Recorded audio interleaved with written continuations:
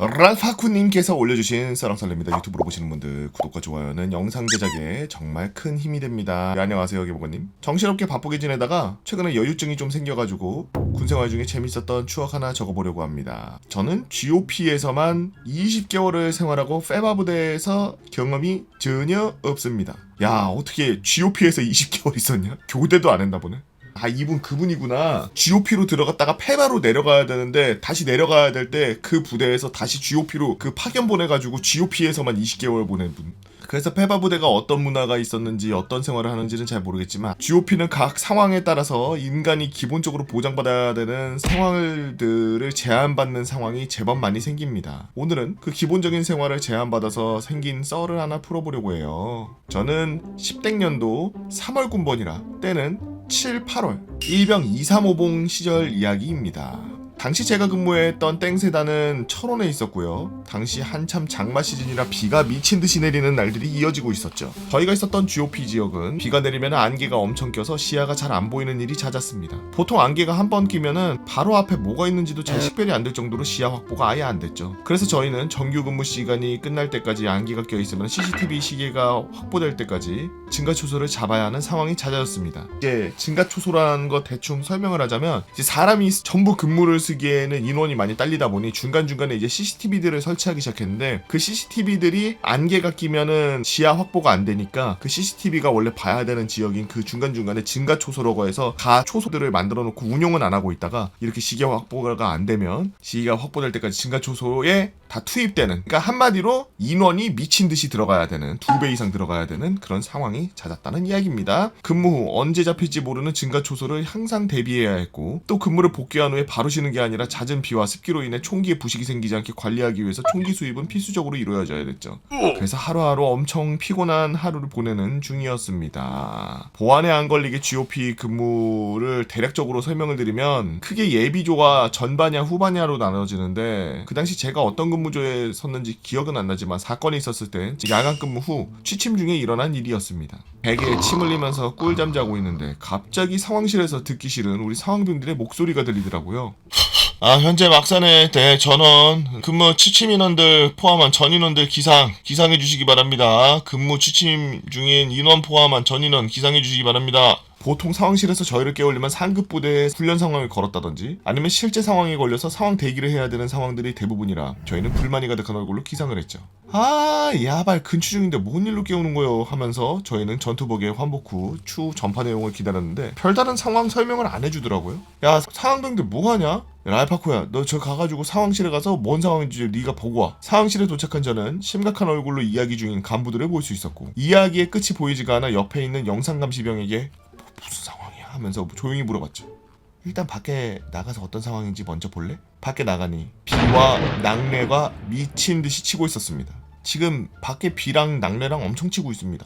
지금 낙뢰 조치 2단계라 막사밖에 못 나가. 그리고 지금 너희가 나가서 증가초소 인원들 교대해줘야 되는데 낙뢰 조치 때문에 못 나가니까 장비 차고 생활관에 대기해. 개꿀? 아니 자다가 깨웠는데 개꿀은 무슨 개꿀이야. 개꿀을 외치면서 상황실에서 들었던 내용을 선임들에게 전파했고, 다들 잔구류를 착용하고 침상에 앉아서 졸면서 대기.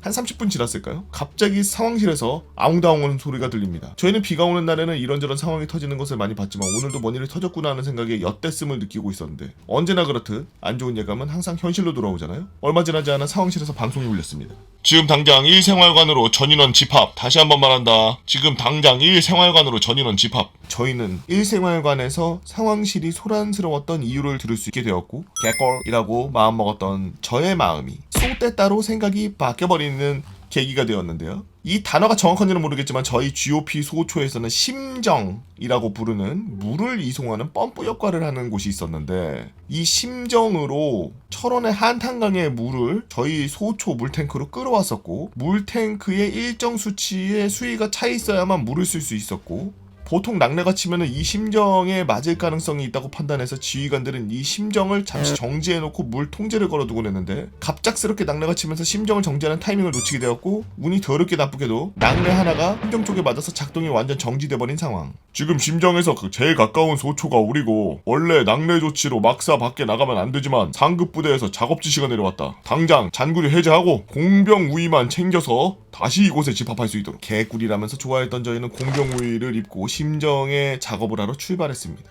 보통 걸어서 10분이면 도착하는 거리였지만 심정으로 향하는 후방도로에 나가니 물이 발목까지 차서 움직이는 게 쉽지 않더라고요. 차라리 증가초소를 나가는 게 나 이득일 것 같았는데 하는 생각을 하면서 30분 정도 걸었을까요? 심정에 도착해서 상태를 살펴보고 이것저것 건드려봤지만 심정 이 녀석 아예 작동을 안 합니다. 결국 부소초장님은 중대에 보고를 했고 밖에서 전문가를 불러 수리하기로 결정이 났습니다. 물탱크에는 물이 없고 심정은 작동하지 않으니 저희는 계속 물통제가 된 상태 생활을 해야 했죠. 조금만 버티면 수리가 되겠지라는 희망으로 저희는 하루하루 버텨내기 시작했습니다. 민통선 부근에 수색대가 있었는데 저희가 물이 나오지 않으니 수색대에도 물을 받으러 가고 빨래를 하러 가고 그런 기억이 나네요. 짧으면 하루, 길면 이틀 될 것 같았던 물 통제 기간이 이틀, 3일 점점 길어지니 사람들이 미치기 시작하는 게 보였습니다. 씻지도 못해서 찝찝함이 최고치로 향하고 있던 날, 소초의 왕고가 갑자기 저희 생활관 인원들에게 샤워장 열렸으니까 다들 샤워바구니 챙겨서 따라와 라고 하는 겁니다. 아니 아직 물 통제가 풀리지 않았는데 뭐지? 어리둥절해하며 선임을 따라갔더니 그 주변에 샤워장이 아니라 막사밖에 비가 오는 풍경이 보이는 분리수거장 바로 앞. 여기 샤워장 맞습니까? 물도 있고 물이 고여있는 욕조도 있잖아. 여기가 샤워장이지 어디냐? 선임은 옷은 다 벗더니 샤워를 하기 시작했습니다. 속으로 야 미친 짓만 골라 하더니 완전 돌아버렸구나라는 생각이 들었지만 샤워를 하는 선임의 표정이 너무나 개운하고 시원해 보이는 모습에 상쾌해 보이더라고요. 저희는 인간적인 삶을 포기하고 싶지는 않았지만 유혹을 뿌리치지 못하고 옷을 다 벗어서 던졌습니다. 혹시 이게 잘못돼서 징계를 받더라도 혼자 받는 게 아니니까 외롭진 않겠네라는 생각을 하면서 든든하더라고요. 당시 한탄강에서는 래프팅이 한참 유행이었는데 저희는 한탄강 래프팅을 뛰어넘는 GOP 분리수거장 래프팅을 즐겼고 추억이 정말 안 쌓인다는 GOP에서 재미난 추억들을 쌓아갔죠. 저희가 빗물로 샤워를 한 게 다른 소초에도 소문이 퍼져서 따라하는 소초가 있었다고 들었는데 그 소초 간부가 평소에 장난이 많고 병사를 괴롭히기 좋아했던 간부라고 해요. 그 간부가 인원들이 샤워하는 걸 폰으로 찍고 장난치다가 소초 인원들이 빡쳐서 그 간부를 신고했고 그 간부는 육군 교도소에 갔다고 들렸습니다. 그 일로 저는 제가 있던 소초에 여기저기 소초로 강제 전입가게 되었고 거기서 선임들한테 이야기를 대략적으로 들었는데 이 썰도 썰로 풀면 재밌을 것 같다는 생각이 들었어요. 아무튼 저희가 샤워를 하고 난리치는 와중에 심정은 수리가 됐고 저희가 빗물로 샤워하는 일은 마무리가 될 수 있었죠.